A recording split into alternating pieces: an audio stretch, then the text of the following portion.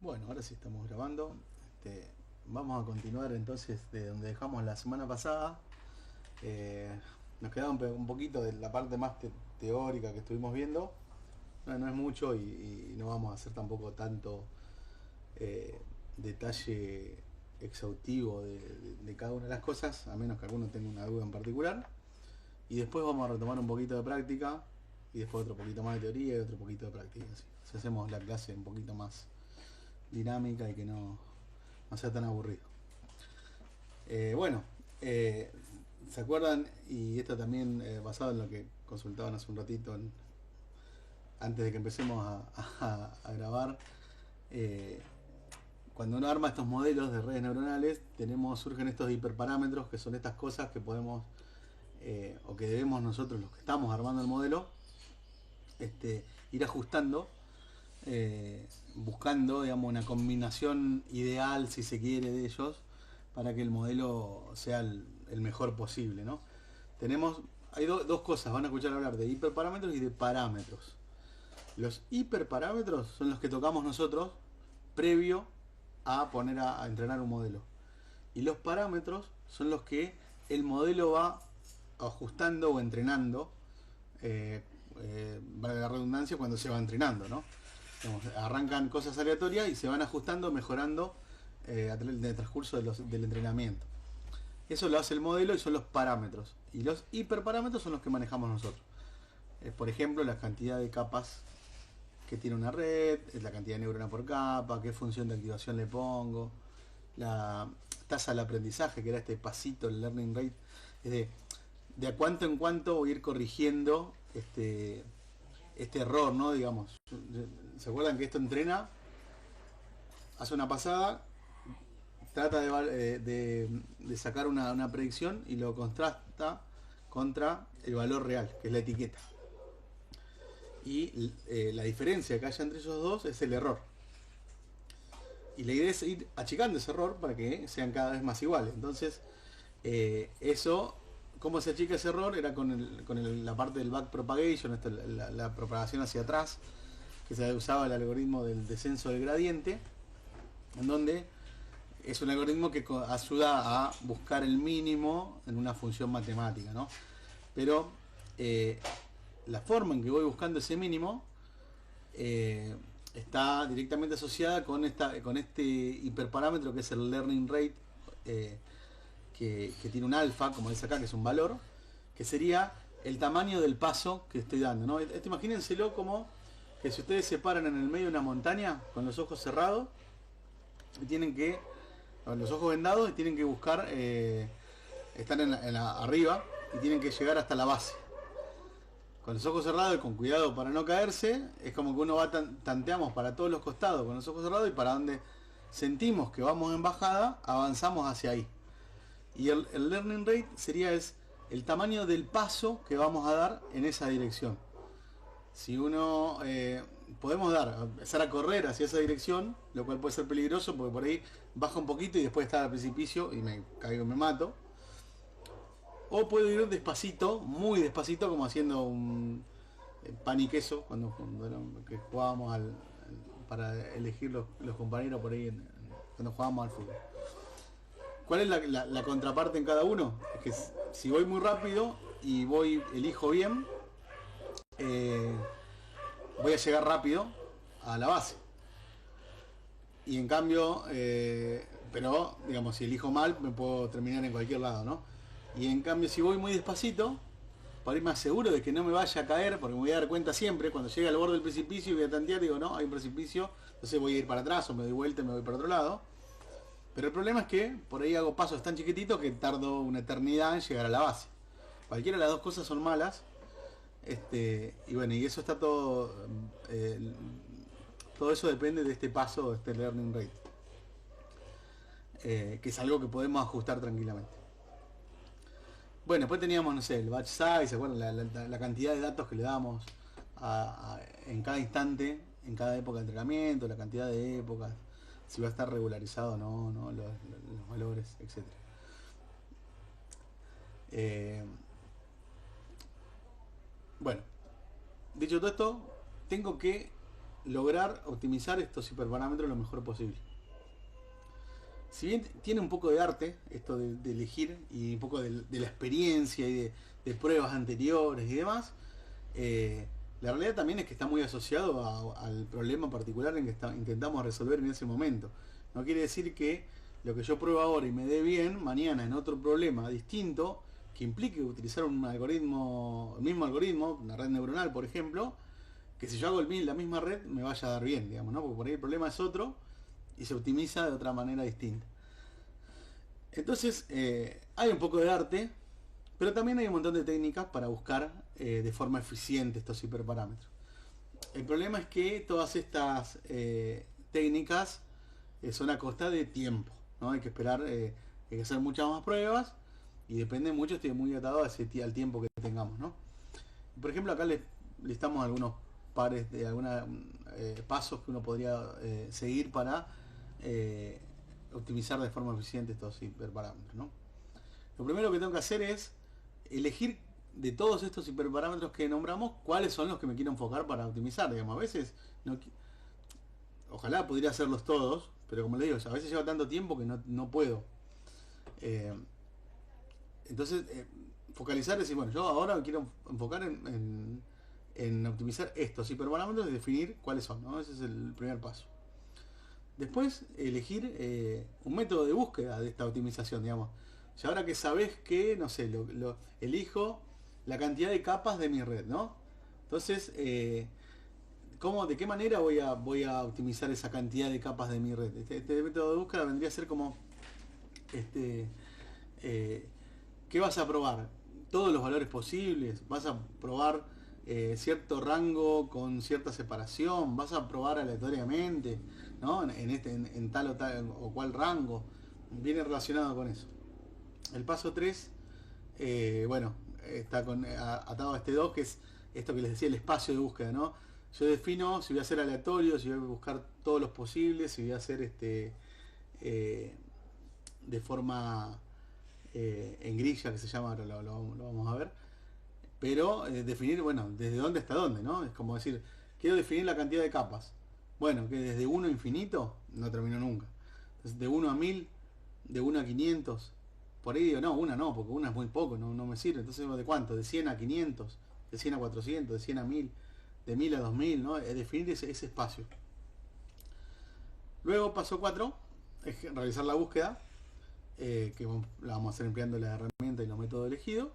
Y por último, bueno, evaluar los resultados de cada una de ellas para seleccionar la que mejor combinación de hiperparámetros según lo que hemos probado, ¿no? Pero bueno, nada me asegura que las pruebas que haga haya obtenido el mejor, ¿no? Eso también hay que tenerlo en cuenta.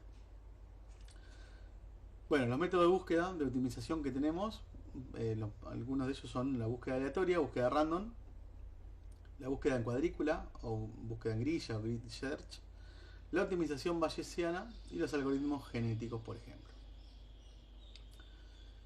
¿En qué consiste la búsqueda acá, digamos, definiendo una comparación un poquito entre búsqueda en grilla y búsqueda aleatoria? Primero lo que vamos a hacer, dijimos, es definir el rango, ¿no? Es decir, desde dónde hasta dónde vamos a probar. Como les decía, de 1 a 10, de 1 a 100, ¿no? Lo que sea. Y luego vamos a ver cómo exploramos ese espacio. Y ahí, por ejemplo, las más clásicas son la búsqueda en grilla y la búsqueda aleatoria. La en grilla, por ejemplo, es como que uno tiene acá, imagínense que tengo en este gráfico dos hiperparámetros distintos, ¿no? Entonces, quiero probar, por decirle algo, cantidad de capas y número de neuronas. Entonces digo, bueno, quiero probar con una capa 10 neuronas, una capa 20 neuronas, una capa 30 neuronas, una capa 40 neuronas. 5 capas 10 neuronas, 5 capas 20, 5 capas 30. ¿No? Buscamos como intervalos fijos ya y hacemos pruebas específicas en esos intervalos. Obviamente, cada una de esas pruebas, cada una de esa combinación es hacer entrenar el modelo con esa combinación y ver qué resultado tiene. Y fíjense, acá está un poco el costo de esto que les digo. Solamente para dos hiperparámetros, para hacer una prueba entre 4 valores distintos para cada uno, ya tengo 16 veces que entrenar el modelo. Imagínense para 10 hiperparámetros y para hacer, en vez de 4 valores, probar con 100, 200, 1000 valores distintos para cada uno. Esto podemos estar muchísimo tiempo haciendo pruebas. Y otro de los clásicos métodos de búsqueda es la búsqueda aleatoria, en donde uno define el rango, como que el rango sería como el cuadrado este grande, si quieren verlo así, y en vez de tener una grilla en donde buscamos con cierta separación, con cierta relación entre el que busco después con el que busco antes y con el que voy a buscar después, es buscar dentro de eso de forma aleatoria, al azar. Tiro como un random ahí que busque por cualquier lado y comparo. Son dos de los más clásicos. Incluso a veces se puede hacer como una mezcla entre ambos, ¿no? Digamos, por decirles algo, busco en grilla, hago pocas combinaciones y, por ejemplo, detecto que este es el que mejor me da, que está acá. Entonces después, como de toda esta zona, este dio mejor, lo que podemos hacer es achicar ese rango de valores como para dibujar el cuadrado negro alrededor de ese punto y ahí tirar una búsqueda aleatoria, por ejemplo, con X cantidad de pruebas. Entonces va a buscar un montón de valores cerquitas de ese para ver si logro mejorar aún más el que ya tenía. Entonces se puede combinar y hacer de ese tipo de cosas para lograr optimizar los hiperparámetros. Esos son los más clásicos, los más comunes, los más fáciles por ahí de hacer. No fáciles, sino que los más tradicionales para hacer, ¿no? Y fíjense que lo único que consiste es en armar eso, definir con qué valores voy a probar y hacer un entrenamiento con cada combinación. Y lo puedo hacer de forma manual o optimizar en, no sé, agarro y defino la cantidad de neuronas en un arreglo de Python en programación y después meto todo esto que veníamos armando el modelo dentro de un for, por ejemplo, en donde o dentro de un bucle, ¿no? En donde en cada iteración le vaya cambiando el valor a la cantidad de capas basándose en los elementos que tengo guardados en el array ese, que son las pruebas con las que yo quería hacer, ¿no? Entonces, como con una herramienta simple de programación puedo hacer una búsqueda en grilla, búsqueda aleatoria, etc. Otro de los métodos muy utilizados y que da excelentes resultados es la búsqueda bayesiana o el algoritmo de optimización bayesiano, que, como dice acá, la idea es que hace como una búsqueda aleatoria, pero se exploran los espacios de manera inteligente. Es como que empieza a buscar aleatoriamente, pero a su vez va guardando como cierta memoria, si se quiere, de los lugares donde mejor obtuvo. Entonces las próximas búsquedas, los próximos aleatorios los va a buscar cerca o se va a ir acercando cada vez más a esas zonas donde da mejor. Entonces si uno lo deja iterar varias veces, va a terminar, digamos, acercándose con mayor probabilidad, digamos, a la zona donde estos hiperparámetros sean más óptimos, ¿no? Entonces como dice acá, la combinación de explorar a continuación, el espacio que se explora a continuación está basado en observaciones previas, ¿no? Tiene como esa memoria y dice, bueno, pero si lo que anterior busqué para este lado era malo, no voy a seguir para ese lado, voy a cambiar, voy a buscar por el otro lado. Entonces se va como autocorrigiendo a medida que va. Y por último tenemos, no sé, los algoritmos genéticos que están basados por ahí en la forma en que evoluciona los genes. No es tan utilizado porque es bastante costoso. Se usaba anteriormente, digamos, hace varios años se utilizaban este tipo de algoritmos. Hoy en día ya no se usa tanto porque el costo computacional es bastante alto y además si pruebo mucho te puede llegar a tener como errores o llegar a valores indeseados, es más factible que que no encuentre estos óptimos, digamos, ¿no? Después tienen acá ustedes para tener una tablita con esta comparación, ¿no? Que está esto, ventaja y desventaja. Pero ver, acá está esto que les decía, esto de los algoritmos genéticos. Si bien exploran bien los espacios amplios, son costosos computacionalmente, pero convergen de manera muy lenta, o sea, tarda mucho. Y además si lo configuramos mal, los resultados son mediocres, digamos, nunca va a llegar a una buena optimización. Bueno, y así como tenemos todas estas técnicas, tenemos herramientas que nos permiten hacer este tipo de optimización de manera no tan compleja. Por ejemplo, herramientas, sobre todo cuando estamos trabajando con modelos de Deep Learning.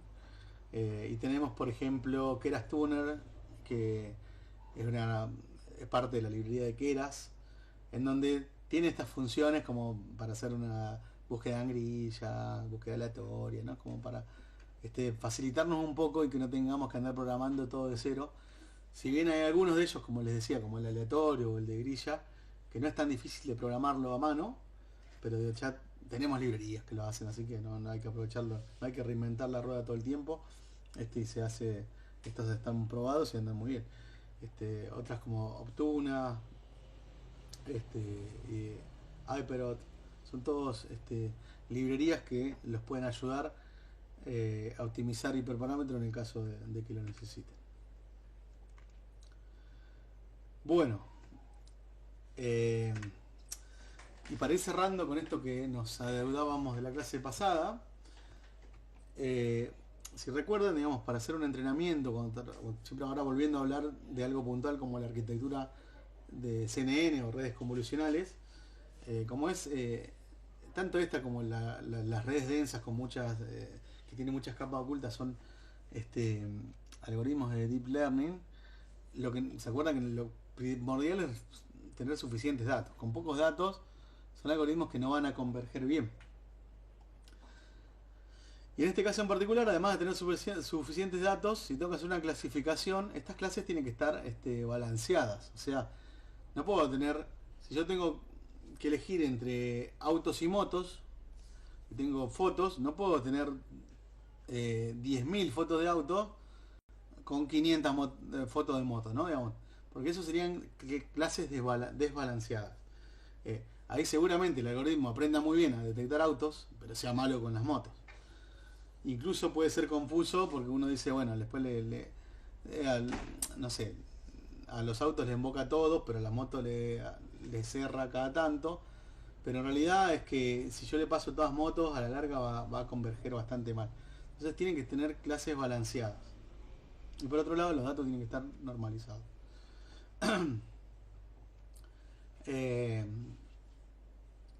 Entonces vamos a entrenar. Tenemos que encontrar los hiperparámetros óptimos, y para lograr eso esto implica usar mucha memoria, digamos, ¿no? Porque vamos a estar haciendo un montón de cuentas, sobre todo en estos algoritmos que tienen por ahí un montón de hiperparámetros. Hasta ahora nosotros trabajamos con redes chiquitas, pero suelen tener millones de hiperparámetros que optimizar. Y bueno, ¿se acuerdan? Hace un rato les dije esto, ahora se calcula el error, se ve esa diferencia, y la verdad es que el descenso del gradiente uno trata de minimizar ese error. Si bien, digamos, el descenso del gradiente clásico es bastante flexible, no es aplicable directamente a datos a esta gran cantidad de datos, ¿no? Por ejemplo, como decía acá, como cuando tenemos más de 1.000.000 de elementos, la cantidad de cálculos que hay que hacer ya no es viable. Entonces, las CNN no suelen utilizar el descenso de gradiente para optimizar, sino que usan como unas versiones mejoradas, si se quieren, o evolucionadas de este algoritmo, que son, por ejemplo, el descenso de gradiente estocástico o otras versiones optimizadas. Y les quería, bueno, mostrar algunas de ellas. De hecho, nosotros el otro día usamos una que era el descenso de gradiente estocástico. En otro de los collabs que les pasé usábamos una que se llama Adam. Pero hay un montón. Acá no nos perdamos en esto de las cuentas acá, pero esto es como los cálculos que debe hacer el descenso de gradiente tradicional, y acá el tema de por qué no es válido, ¿no? Porque el costo total de cuántas operaciones requiere hacer el algoritmo de gradiente va determinado por la multiplicación de la cantidad de iteraciones de entrenamiento por la cantidad de parámetros que tiene que entrenar por la cantidad de muestras que tengo. Entonces, a mayor cantidad de datos, más costoso es aplicar el descenso de gradiente tradicional. Para eso existen como unas mejoras, por ejemplo, el descenso de gradiente estocástico por mini batch, que es, en vez de dar un dato de A1, se toma como un lote de datos para no tener que hacer, en realidad para hacer menos cálculos, ¿no? Para tratar de hacer menos cálculos. Pero si no, digamos, tenemos otros algoritmos como el descenso de gradiente estocástico que les decía. El descenso de gradiente estocástico lo que tiene es una mejora que ayuda a que esta convergencia o esta llegada a la búsqueda de este mínimo sea más rápido que el descenso de gradiente tradicional, ¿no?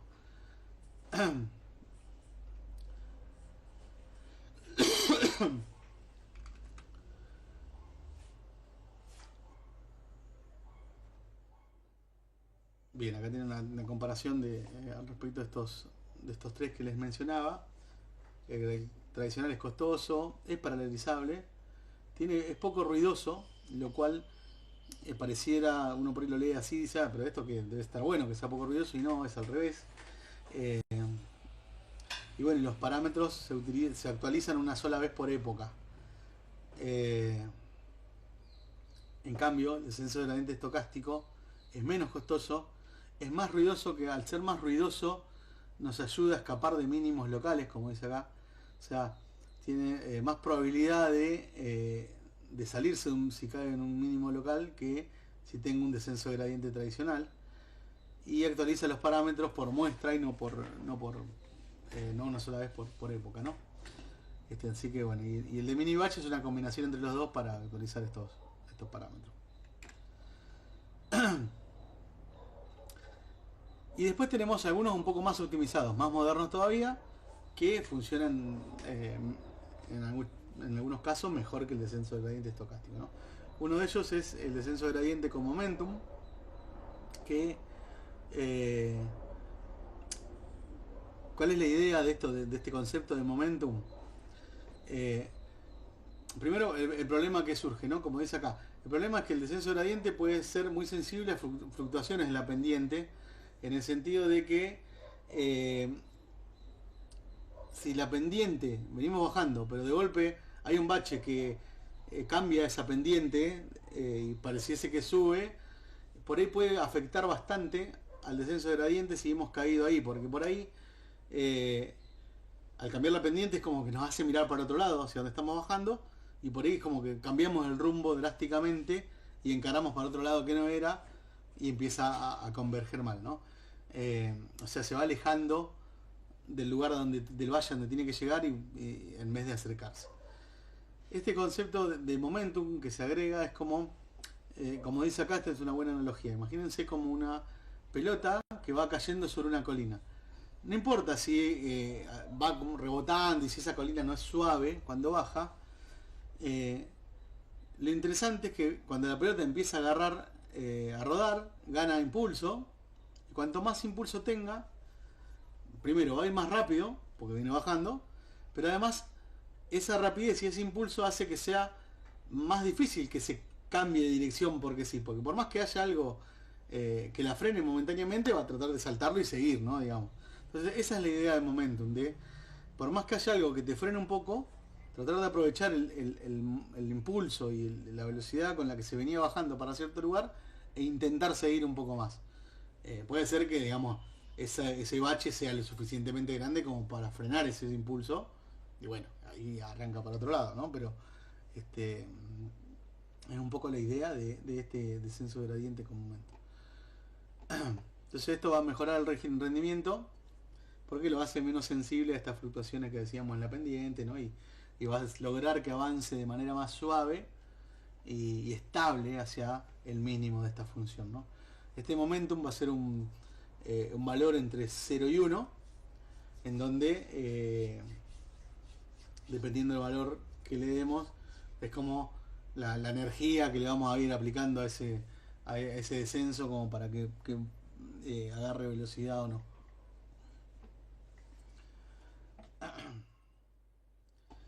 Otro de los optimizadores bastante utilizados hoy en día es el optimizador Adam, es uno de los que mejor funciona.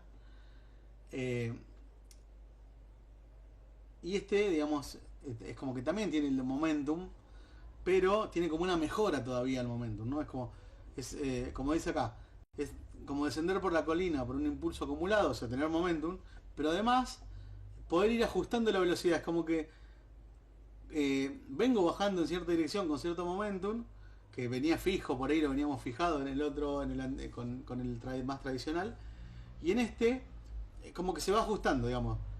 Cuando tiene que crecer, aumenta el momentum. Cuando vemos que por ahí, por la forma que tenga ese descenso que tenemos en la función, necesite disminuirse, en el momento se disminuye.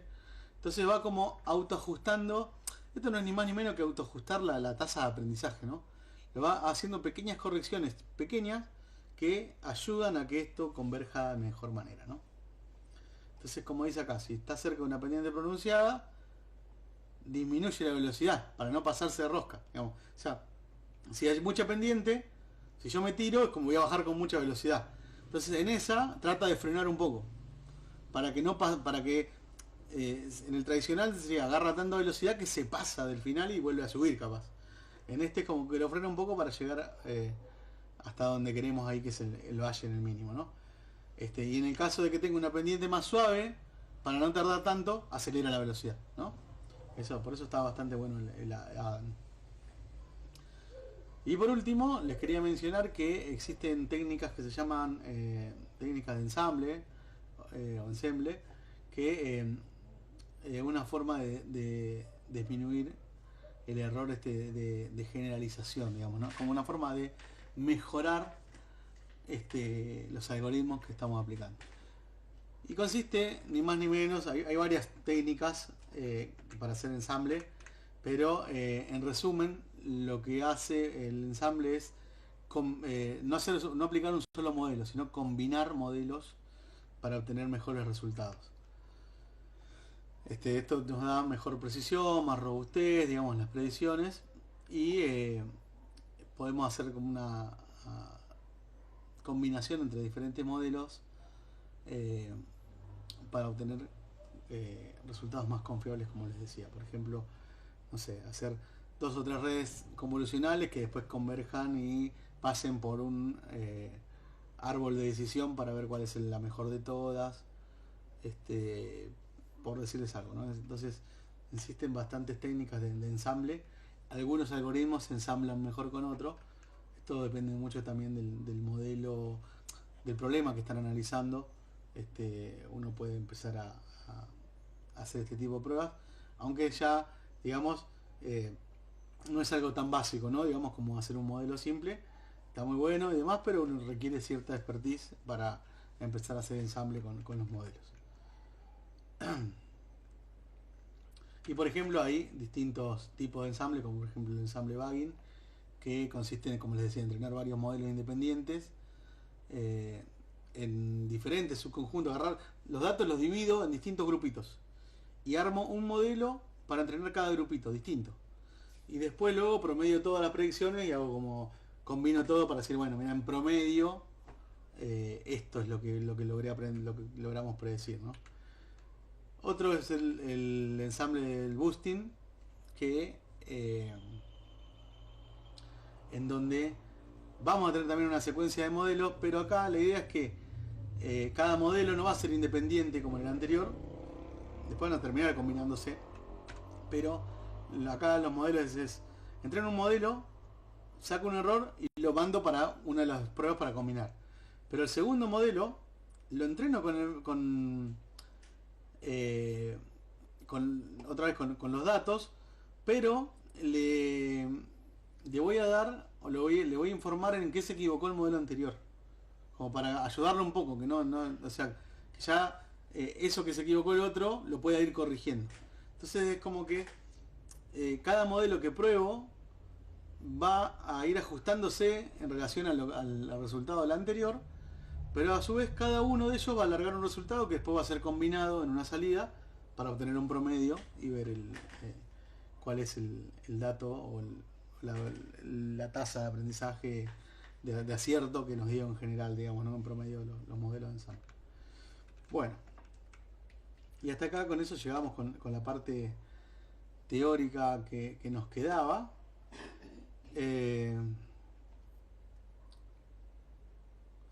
un minuto, voy a parar el video así no lo hacemos tan largo y volvemos a grabar otro. ¿Alguna duda primero al respecto? ¿Algo que quieran consultar?